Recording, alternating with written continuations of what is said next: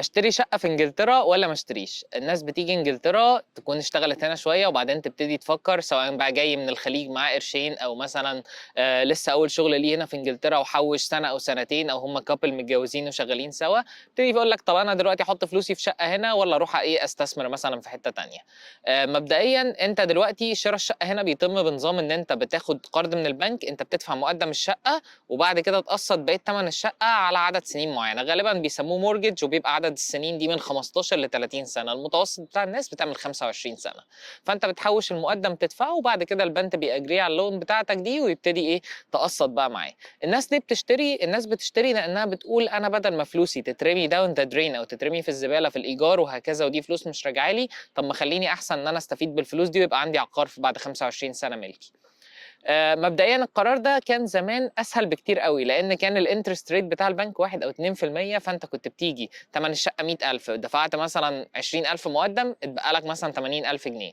80,000 جنيه استرليني تلاقي البنك بيقول لك هديك بفايده 2% على 25 سنه، فمعنى كده ان انت هتزود ثمن الشقه اراوند يعني 50%. فال 80,000 دول انت هتسددهم على مدار 25 سنه بس هيبقوا 120,000. فكان الموضوع بينتهي ان انت القسط الشهري مثلا بتاعك بدل ما كنت هتأجر في حته انت بتدفع 400 او 500 جنيه استرليني والشقه بقت بتاعتك، فما كانش الموضوع يعني محتاج حسبه جامده قوي. دلوقتي اللي حصل مؤخرا ان بقى في مشكله شويه، ان الانترست ريت زاد بقى 5%. تاني حاجه ان سعر العقارات نط في السماء بالنسبه لمرتبات الدكاتره، وانا هنا بتكلم عن الدكاتره لان الدكاتره هم اللي مرتباتهم بالنسبه ل 20 سنه فاتوا ما زادتش كتير. الدكتور من سنه 2000 او 2001 كان بيقبض 2000 3000 استرليني، وكان ساعتها الدكتور مثلا الشقه كامله ممكن يشتري شقه ب 50,000 استرليني، فالموضوع بالنسبه له كان بسيط. اغلب الدكاتره اللي جت هنا في الالفينات اشترى 5 و6 و10 شقق والدنيا تمام معاه. انت دلوقتي لما تيجي وضعك مختلف شويه، لان انت الشقه اوريدي تمنها نط، بقى الشقه المتوسطه في مكان كويس سعرها بيبتدي من 200,000 استرليني او 250,000 اب تو نص مليون في اماكن كبيره، لو انت هتشتري هاوس بقى يعني 3 اوض او كده. ولو رحت اماكن زي لندن انت بتتكلم في قرب المليون استرليني. الكلام ده لما تحط عليه فايده 5% على مدار 3 سنين او 5 سنين، تحط عليه فايده بعد كده على مدار 30 سنه، انت بتتكلم ان الشقه سعرها ممكن يعدي المليون جنيه استرليني. طيب انا دلوقتي بقى محتاج احسب الحسبه دي حسبه كويسه، لان انا مليون جنيه استرليني او نص مليون استرليني ده رقم خزعبلي لما ابتدي احسبه ان انا عايش هنا. طب هو انا بحط كل الفلوس دي في ايه في الاخر؟ انت الشقه عشان تبقى حاجه انت بتستفيد منها لازم الشقه دي اولا يبقى ثمنها بيزيد كل سنه، فبحيث ان انت مثلا لو دافع في الشقه 200,000 استرليني انت عارف انها السنه الجايه هتبقى ب 220، بعد كده 240، بعد كده 260، فالثمن بيزيد.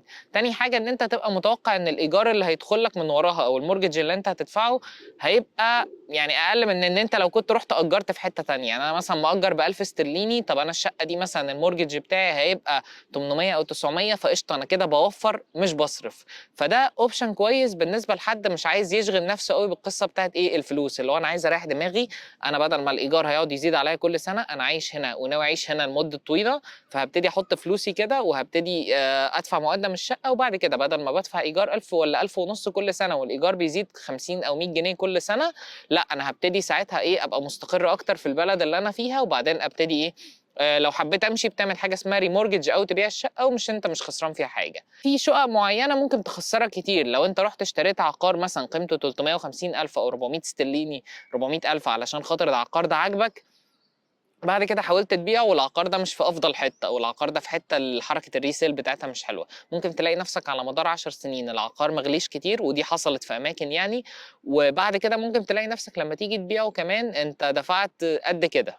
الناس كمان ممكن تقول لك طب ما انا كده كده حتى لو ما بعتوش، طب ما انا يا معلم انا هاجره وهستفيد من الايجار اللي داخل لي كل شهر. لا يعني القصه ما بتمشيش قوي كده، لان الايجار اللي داخل لك كل شهر لو انت شغال هنا كاخصائي فيما فوق، الضرايب اللي فوق 50,000 هتدفع عليها 40% منها. فانت لو عندك عقار بيجيب لك اوريدي مثلا 1000 استرليني في الشهر، فانت هتدفع 40% منهم ضرايب على 20% مينتننس، فهتلاقي الشقه دي اخر السنه مطلعه لك 5000 استرليني. مش مستاهل قوي الوش ده. ساعتها شراء العقار بيبقى عشان الاولاد او الاحفاد لو انت ناوي ان انت تكمل هنا بقيه حياتك. انا في وجهه نظري شراء الشقه يعني لغرض الاستثمار من نوعيه ان هو تدخل لك ربح شهري او دخل شهري، دي فكرة سيئة جدا. سواء ان انت يعني هتعتمد عليها مثلا ايه انا هعيش منها او مش هعيش منها، انا شايف ان دي فكرة فاشلة. لان انت لو رحت أجّرت في أي حتّة أو رُحت حطّيت فلوسك دي في شقة في مصر واستنّيت لمّا الpension ييجي لك تصرف منّه، ساعتها أنت هيدخل لك 2000 أو 3000 استرليني من الpension وأنت قاعد في بلدك أصلًا.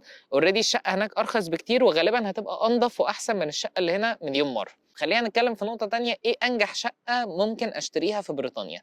أنجح شقة بلا منازع هي شقة في مدينة كبيرة، ورقم 1 هي لندن.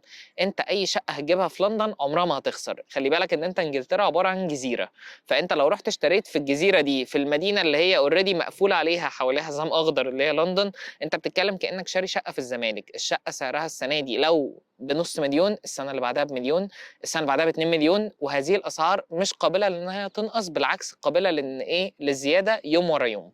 فأي حد معاه فلوس إن هو يشتري شقة في لندن ده 100% أنا هاقول له إيه، دوس يا معلم اشتري الشقة في لندن، لإن دي هتنفعك كاستثمار forever ليك ولعيالك ولعيال عيالك، plus إن لندن من الأماكن اللي الإيجارات فيها حيوية جدًا، فممكن تروح تأجر إيه أنا واخد شقة في مكان حلو، هاعمل ال5، 6 أوض بتوعها Airbnb أو هاعملهم فندق أو أيًا كان، هابُص ألاقي إن الشقة مثلًا بتدخّل لي إيجار في الشهر 5 و6 و7000 استرليني، ممكن توصل لأرقام أنت ما تتخيلهاش. ييجي بعد لندن المدن الكبيرة في الأماكن المهمة، بمعنى إيه، أنت راجل ممكن تروح تشتري في مكان زي مانشستر جنب الأكاديمي مثلًا بتاعة اللي هو حد بيدّي كورسات بلاب مثلًا سامسون، أنت هتروح تشتري الشقة هناك. ليه؟ عندك طلبة بتيجي، ناس عايزة تمتحن امتحان البلاب أو accommodation جنب مكان امتحان زي البلاب أو امتحان زي الMRCS، ناس بتيجي عايزة تمتحن الامتحان ده، فأنت بتوفّر accommodation وبتأجرها كAirbnb.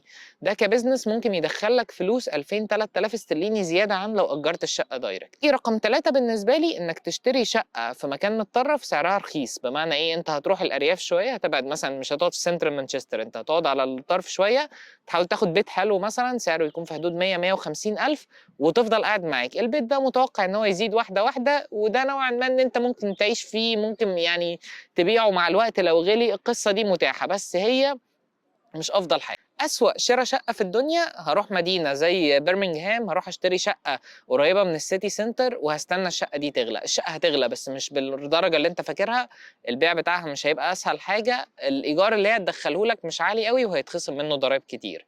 أنا ساعتها باشوف إن أنت محتاج تعمل balance يعني ما بين هل دي الفكرة الوحيدة اللي عندي والّا لأ. خلاصةً كده أنا شايف إن شِرا الشقق ما هوش يعني استثمار وِحِش، بس مش هاقدر أقول عليه استثمار كويس. شِرا الشقق ده بتاع حد بmentality بتاعة يعني وظيفة أكتر أو موظف أكتر، اللي هو أنا تمام، أنا راجل عايز آجي أأدّي شغلي وأروّح بيتي ومش عايز دوشة كتير، عايز أمّا أكبر أطلع معاش، ما عنديش تطلعات في الحياة غير إن أنا أبقى راكب عربية كويسة وعايش في مكان كويس ولابس كويس وعيالي داخلين مدارس كويسة، مش عايز أدوش نفسي بحاجة من اللي بتحصل في الدنيا.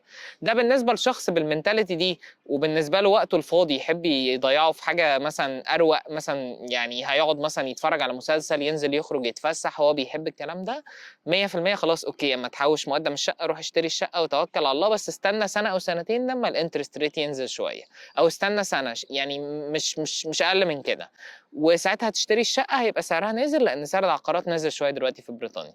أمّا بالنسبة لحد بيفكّر كاستثمار، لأ في options كتير جدًا وهنتكلّم عنها إيه فيما بعد، بس خلّيك فاكر إن الاستثمار معناها risk، أي risk هتاخده ممكن تكسب منّه وممكن تخسر منّه. الشقة نوعًا ما هياش حاجة risky، ففُرَص المكسب مش عالية أوي وفُرَص الخسارة كذلك مش عالية. بس يعني ده ملخصًا في قصة شراء الشقة يعني هنا، يعني to summarize كده، لندن رقم 1 لو هتعرف تشتري شقة تمتلكها أنت وواحد كمان صاحبك أو أنت و2 كمان صحابك في لندن وتأجروها بعد كده، ده 100% مشروع مُربح، لإن شقق لندن بتكسّب جامد جدًا، بس خلّي بالك لمّا تيجي تبيعها هيبقى في taxes وهيبقى في حاجات تانية، فبرضه ده هيقُص من الربح بتاعتك.